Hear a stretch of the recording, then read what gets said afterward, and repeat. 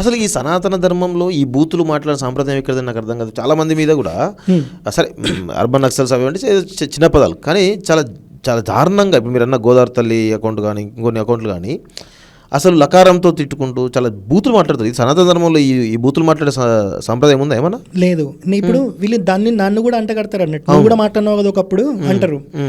నా వీడియోలు మీరు చూడండి ట్విట్టర్లో, అవతల క్రిస్టియన్స్ కానీ వేరే మతాల వాళ్ళు కానీ లేకపోతే నాస్తికులు కానీ ఇట్లా ఉంటారు కదా కొందరు, వాళ్ళు ఏ బూతు మాట్లాడతారో నేను అదే బూతుతో రిప్లై ఇస్తే, ఎప్పుడు ఎండ్లో బూతు ఉంటుంది, ఎండ్ కన్నా ముందు సబ్జెక్ట్ ఉంటుంది.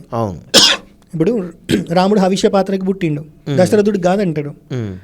మరి కౌశల్యాదేవి ఇంకా 2 భార్యలు ప్రెగ్నెంట్ ఎట్లేరు 12 నెలలు, అది రామాయణంలో ఉంది. చదివి ఓపిక ఎవరికైనా ఉందా? క్లియర్గా ఉంది అందులో. మరి ఏం చదువుతున్నారు వీళ్ళు? ఆన్సర్లు లేవు. మీ మేరీ ఏమైనా తక్కువ, మీ జీసస్ ఏమైనా తక్కువ, నీకెందుకురా మేరీ గురించి జీసస్ గురించి అనిపిస్తుంది కదన్నా. ఇప్పుడు ఏమైంది తెలుసా, బైబుల్ మీద హిందువులకి జ్ఞానం ఎక్కువ వచ్చింది. మీరు అడగండి హిందువులని బైబుల్ గురించి, చెప్పేస్తారు ఈ బూతుంది ఆ బూతుందని. అది బ్రహ్మదేవుడు సరస్వతి దేవికి వాళ్ళు లింక్ అంట కడుతున్నారు కూతురని. దానికి ఆన్సర్ చెప్పండిరా అంటే 18 పురాణాల పేర్లు గుర్తుండవు మన వాళ్ళకి. ఒక్క పేరు గుర్తుండదేమో చెప్పండి. శ్రీమద్ భాగవతం ఒకటే గుర్తుంటుంది. అందులో మన దరిద్రం ఏంటంటే భాగవతానికి భగవద్గీతకి తేడా తెలియదు హిందువులకి. అది 18 పురాణాల్లో ఉండేది భాగవతం.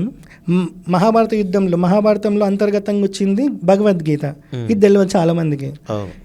ఈ జ్ఞానం లేనోడివి నువ్వు క్రిస్టియన్స్ని ఎట్లా తిరుగుతావు? బైబుల్ నేర్చుకున్నావు, అందులో బూతులు ఎతుకుతూ నేర్చుకున్నావు, అనుష్ఠానంలో పెడతావా? దేవుడి గది ముందు కూర్చొని బైబుల్ చదువుతావా? లేదు కదా.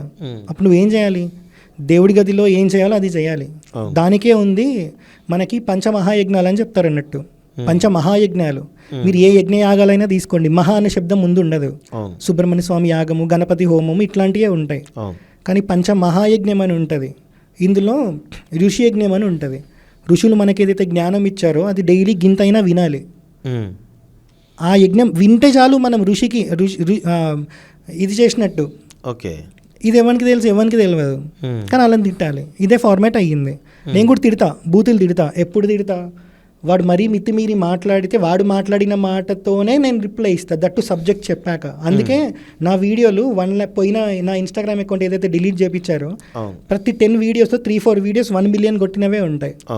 అంత రీచ్ వెళ్ళిపోయింది. యంగ్స్టర్స్ చాలామంది అట్రాక్ట్ అయ్యారు. ఇప్పుడు నేను ఎందుకు మాట్లాడట్లేదు అని అంటే, నేను ఆ ఫార్మాట్ వద్దు. ఎందుకు అని అంటే వీళ్ళు టార్గెట్ చేస్తూ ఆ అబ్యూసివ్ వర్డ్స్ని హైలైట్ చేసి మాస్ రిపోర్టింగ్ చేసి డిలీట్ చేయించాను ఆ అకౌంట్. అందులో ఉన్న కంటెంట్ 1000-1500 వీడియోస్ ఉంటాయన్న దాంట్లో. ఇప్పుడు ఆ కంటెంట్ అంతా మళ్ళీ నేను చేయాలి అని అంటే చాలా టైం పడుతుంది. ఎంత టైం పడుతుంది? పోయింది. ఇప్పుడు నేను ఏం చేసిన, ఆ ఫార్మాట్ వద్దు, నార్మల్గానే ఎక్స్ప్లెయిన్ చేద్దామని. ఇప్పుడు మీరు నా ఇన్స్టాగ్రామ్ ప్రొఫైల్ చూడండి, బూతులు ఉండవు. అందుకే వీళ్ళు అయినా మాస్ రిపోర్టింగ్ చేసిరు. మొన్న నవంబర్లో నాకు 2 సార్లు ఇన్స్టాగ్రామ్ 1 hour నా ఇన్స్టాగ్రామ్ అకౌంట్ని హైడ్ చేసేసింది యూజర్స్కి కనబడకుండా. ఏమని వచ్చింది అంటే అవి కూడా స్క్రీన్ షాట్స్ పంపిస్తా. ఇందులో ఎట్లాంటి అబ్యూజివ్ కంటెంట్ లేకపోతే, లైక్ అంటే కమ్యూనిటీ గైడ్లైన్స్ని అతిక్రమించి లేకపోతేనే మీ ఇన్స్టాగ్రామ్ అకౌంట్ మీకు వస్తుంది, లేకపోతే డిలీట్ చేసేస్తాం, డౌన్లోడ్ యువర్ ఇన్ఫర్మేషన్ అని వచ్చింది. మరి ఎందుకు మాస్ రిపోర్ట్ చేయాలి? నాలాగే ఎవడన్నా ఆన్సర్లు ఇస్తున్నా? లేదు.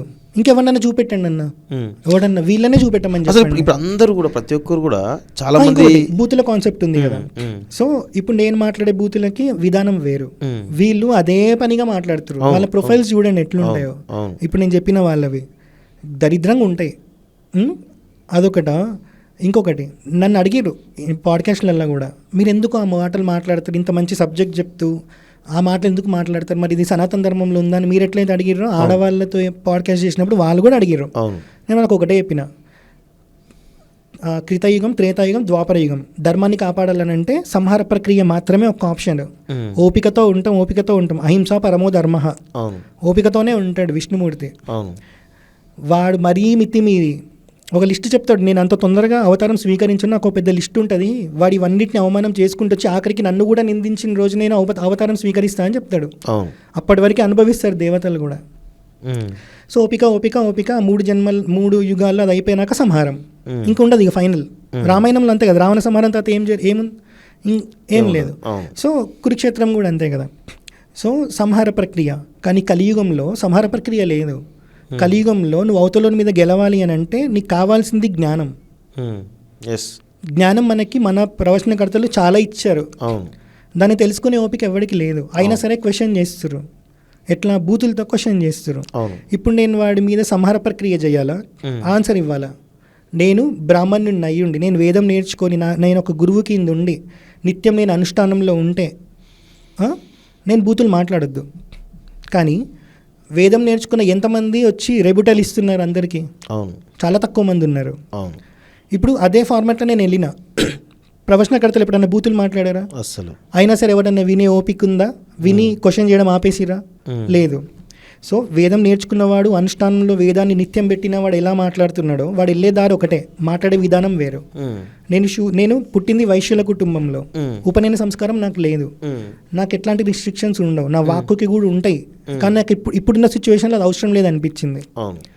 సో నేను అవతలోడు మాట్లాడిన దాన్నే మాట్లాడుతున్నా. వీళ్ళు ఈ వేదం నేర్చుకుని నిత్యం అనుష్ఠానంలో పెట్టిన వాళ్ళు ఏ రూట్లో వెళ్తున్నారో, నేను నా ప్రవచనకర్తలు అంత జ్ఞానం ఇచ్చినాక, మా గురువులు అంత జ్ఞానం ఇచ్చినాక దాన్ని నేను తీసుకున్నప్పుడు దాన్ని రెబుటల్ చేయాలి అని అంటే అవతలోడు ఇప్పుడు అవతలోడు అమ్మని తిట్టిండు, వద్దురా బాబు తిట్టద్దు అంటామా?